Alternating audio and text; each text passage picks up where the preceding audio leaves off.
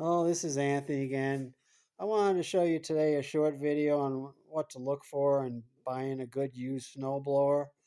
I have a much longer video, but this is going to be short. Um, I've done a lot of this. I've made a lot of mistakes, bought a lot of duds. It took me time. It takes experience and practice to find a good snowblower. It's just like buying a used car. The first couple cars you bought as a teenager are probably junk, but you got smarter and you found out what to look for. So I'm just going to tell you from my experience how I look for a good used snowblower. You see an ad on the Craigslist or Facebook, you talk to the owner, you go to see them, you ask them a couple questions. I usually show up in person and say, why are you selling this? Are you upgrading? Are you moving? Do you have any receipts for your previous services, stuff like that? Get a general feel of why they're selling. They could be selling a problem. They could be selling a machine that needs a lot of work and they don't want it anymore. But most of the time, it's a good reason. They upgraded to a new machine, or they're moving out of the snow area. And another thing you can do before looking for a used snowblower is find out what the market is. You go on the Craigslist or Facebook and find out what other snowblowers are selling for the same brand. This is a Honda 1132.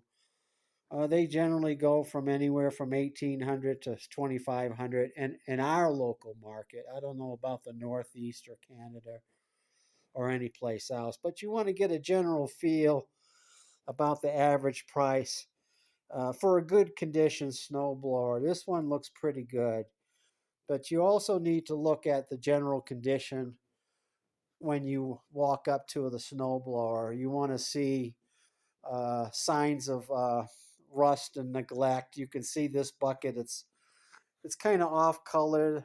The the tank's off colored, so it's been out in the sun, for many years. It's been outside for many years. You want to look for signs of abuse. Rust and corrosion are telltale signs. It's been left outside. You can usually see a bunch of rust and corrosion. That's kind of a red flag. Maybe you should stay away and look at another machine for another day. After you get a general sense from the owner, before you start it up, you want to check a few things. You want to check the augers. If this is Honda, they have teeth serrations. You want to make sure they have serrations. You want to you want to look for cracks in the cable sheaths. Make sure there's no cracks. Uh, Look underneath the control panel, and look at and check the cables. Um, Ask them when's the last time the belts were replaced or when it was serviced. Usually they don't have receipts. I've asked for receipts. Nobody has them, or they can't find them, or whatever. But as you get experience, you'll start noticing differences between a fair snowblower. I mean, this is just one of my projects, so it's not put together. But you need experience by checking a number of snowblowers before you can find a good one. You After a while, you'll be able to tell the difference between a fair snowblower, a good snowblower, and an excellent one. So once you've given it a good looking over, top to bottom, asking questions, usually the owner is anxious to sell, so they'll be telling you everything without you asking. Um, After you've checked it over, ask them if you can start it. So you want to check the fuel, see what color it is, see if it's nice and clear. Well, you can't see in this one. You want to see if it's clear, or it could be rusty, it could be discolored. You want to make sure there's fuel, and you want to check the oil.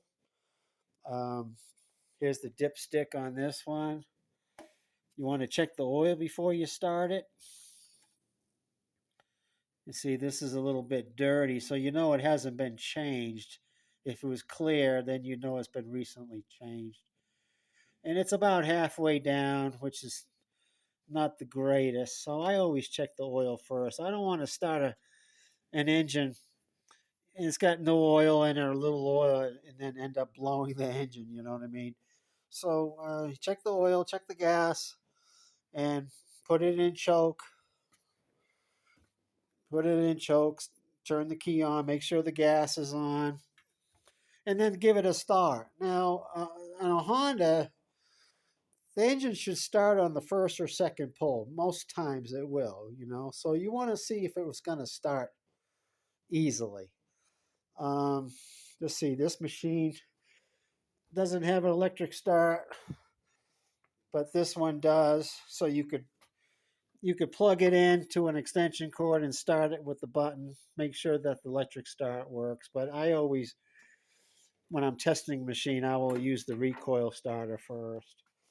So you want to see if it starts easily, and after it starts, you want to see if it runs smoothly. You don't want the engine going like that because that means that there's a clog in the carburetor, and the carburetor is going to need some work. So you want to make sure it runs smoothly. You let it warm up for a couple minutes, and then you go from slow to fast, back and forth. Make sure the engine's going up and down, on the throttle. See how it runs nice and smoothly. And if it runs nice and smoothly, then you can test the drive. Okay, here's the drive handle and your transmission. This is a automatic hydrostatic transmission. So you want to test the drive, make sure it drives smoothly, forward and backward. There's no clicking sounds. There's no jerking. That would uh, that would show you that there's some kind of problem in the final drive gearbox, which is a very expensive repair. So you give it a good driving back and forth, test all the functions, make sure that the chute works. Your chute handles is working. Um, Pull down your augers, see if the augers are turning nice and smoothly. Sometimes you might hear some clicking noises or clanking noises. That's not good. So you want to make sure that works properly. And after that, if it's driving smoothly and started right up and everything, and the rest of the machine looks good, then you could probably negotiate some kind of price. So the red flags to watch for is, like I said, the rust, corrosion, broken cables, Mickey Mouse repairs. Like if you see duct tape and baling wire and stuff that doesn't look right, it looks like it was Mickey Moused. Redneck repairs, stuff like that, I would kind of stay away from.